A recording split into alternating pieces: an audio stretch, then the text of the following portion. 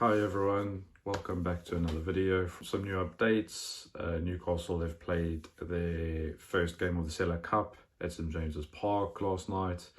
A 2-2 draw with Espanyol. Some good games from a couple of players. Lewis Miley particularly impressed, and Aaron Ramsdale played pretty well, saved a penalty. But yeah, fundamentally still a 2-2 draw. Good minutes in most of the players' legs, but again, no victory, no winning feeling for the Newcastle team in the entire pre-season. We've got Atletico Madrid tonight. Let's see what that brings. We'll probably see a massive change around players getting minutes under their belts before the Premier League season kicks off against Aston Villa next weekend. The big talking point is Eddie Howe's press conference. We knew this was going to be the case. Questions coming at him regarding Alexander Isak and his future, or shall we say his lack of attendance at Newcastle. Everyone really dissecting what Eddie Howe said. Obviously this was always going to be the case. Every single word has been put under the microscope. The needle seems to be shifting very much towards Alexander Isak leaving. Couple of things, as we know, that are dependent on that. Number one, Liverpool need to come back to Newcastle with an improved offer. They have previously offered 110. Newcastle are valuing the player at 150. As we know, they'll probably end up meeting somewhere in the middle. The next part of that is Newcastle need to get a replacement in the striker department. Number one for Alexander Isak, number two for Callum Wilson. The talk at the moment is that it is highly likely that Johan Visa will be the Callum Wilson replacement. That doesn't look likely to happen before the Premier League Open against Aston Villa, but all signs are pointing towards Visa coming to Newcastle. That'll be a pretty good replacement in my view. And then the second striker is the key for Alexander Isak to actually move on. Newcastle have had, obviously, as we know, they've had 8 players that they've gone for this window rejected. The most recent one being Benjamin Sesko, choosing Man United over Newcastle. If you want to see my opinion on the reasons why, go check out my previous video. It's all about the money, all about his salary, all about the wages that Newcastle can't offer him. The latest striker that Newcastle have been linked to is a player called Samu Agihawa. He was formerly, or should we say he changed his name recently. He was formerly known as Samu Omorodian. He's a Spanish 21-year-old striker currently playing in Porto. Very tall, very strong, kind of similar build and profile to that of Alexander Isak. But again, a big risk, and we are not close to sealing this deal at all. He only signed for Porto last year. One of the things I do want to talk about is our view on Alexander Isak. Hearing a lot of Newcastle fans saying he's a rat, he's absolutely not respected the club. I do think that he personally hasn't acted in an admirable way. We saw what happened with Anthony Gordon last season when there was talk about him going to Liverpool. I think if we look at it, Anthony Gordon would have gone to Liverpool if we got Mark Gahey in. I think the fact that we then had to sell Elliott and Minter at the end of last season, that allowed us to comply with PSR. I do find it strange that that £65 million was not reinvested in December. Luckily, everything turned out well. We ended up winning a cup, first silverware in 70 years, and we obviously qualified for the Champions League. As I said before in previous videos, a lot of that has to go down to Eddie Howe, and obviously in terms of how he motivated and set the team up for the season.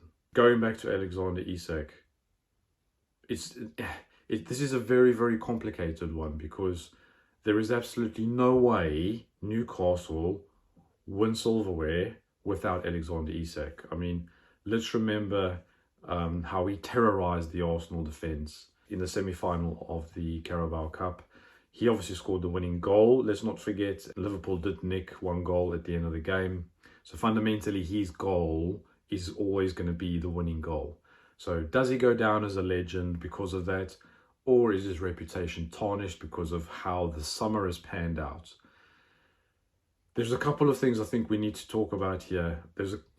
One is, did Newcastle promise him a new contract? The talk is that Amanda Staveley promised Alexander Isak that he would get an improved contract a year ago. Obviously, Staveley left. Mitchell came in. Mitchell looked at the view and said, well, you still got, back then, it was still 4 years left on his contract. Why do we need to extend it? We still got 4 years. But let's be honest with each other, 120k is not fair market for his salary in terms of how he was performing. He had an outstanding season despite all of that. He was the second highest scorer in the Premier League, fired us into a Carabao Cup win for the club, and obviously into 5th spot. But a lot of people are now subsequently saying that they could see his body language wasn't right. Everyone knew about 12 months ago that he wanted to move on. So where are we now? We've got a player who's absolute quality. He doesn't want to be at the club. He wants to move to Liverpool. Liverpool need to up their offer. Newcastle need to find a second striker. There's a lot of hurdles which need to be overcome before Isak gets sold. As I said before, we cannot sell Isak unless we get a replacement for him. I personally would start Visa up front as our main striker, and then have Sela, who is not pulling up any trees at the club, let's be honest. He's not a 19-year-old anymore. He's definitely not where we need him to be in terms of being anywhere near the starting lineup for Newcastle this coming season. But in terms of Alexander Isak, there's part of me that's really, really disappointed with him in terms of how he's behaving. Thinking, people always say that a player is never bigger than a club. But in terms of what's actually happened here, one player has absolutely rocked Newcastle's whole summer transfer activity. I can't see why Newcastle have let this issue or this incident basically derail their whole summer transfer business. What does Isak have to do with us getting in a midfielder or a central defender? Okay, fine, we've ticked the goalkeeper department. Ramsdale's come in, Dubravka's gone out, and then the Greek goalkeeper's gone on loan to Seville as well. I remember hearing it in an interview with Parish, the Crystal Palace chairman, and he was saying that Crystal Palace basically always plan 2 seasons in advance for whatever might happen,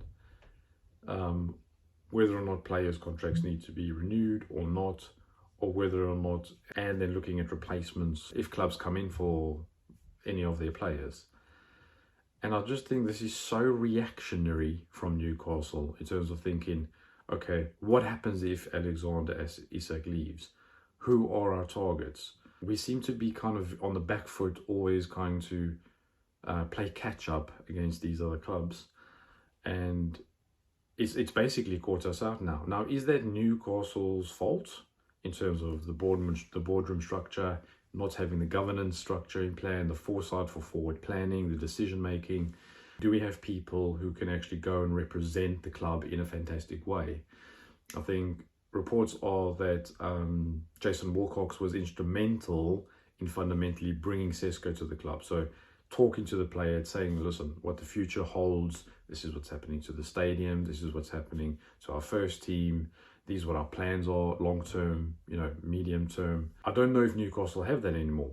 We know that Staveley was instrumental in bringing Gordon to the club. Who is doing that job now? Is that Alexander Isak's fault? No, it's not. That is 100% Newcastle's fault, whether that's PIF, obviously not Eddie Howe. But I do think that Eddie Howe having a bit of an issue with Paul Mitchell, saying, okay, well, I don't like the way this guy's criticizing our recruitment policies, but fundamentally he was the person who would be bullish and go into negotiation or go and talk to our players' representatives and possibly the player, and then attract the player and sell the vision of Newcastle. We just don't have that at the moment. That's not Alexander Isak's fault. From his point of view, he's done what he needs to do. He scored the goals. He's won us a cup. He's got us into the Champions League. He's looking around thinking, well, who else is coming in here? Where is this club going? They keep on changing sporting director every year. They don't even have one now. where's our growth? I mean, there's no news on the stadium. I don't understand why Newcastle are still not looking to increase revenue. You know, I know they signed a deal with Guinness for the next 3 years at about £3 million a year or something, or £3 or £4 million a year. Alexander Isak's annual salary is £6.2 million. So you're only covering, that deal covers half of 120 grand player a year. Why is there no training shirt sponsor? Why are they not seriously looking at improving the stadium, which will fundamentally, that's the biggest increaser of revenue that we can get. Look at how that's improved Tottenham with their boxing matches and Beyonce concerts, etc., etc. PIF have got a history of proving that they can do that. You know, they're building all the stadiums for the World Cup there in a couple of years' time. Why has the Newcastle stadium not been focused on? Is it because of protesters at Leazes Park in terms, you know, and possible lack of alternatives? These types of things are not Alexander Isak's fault.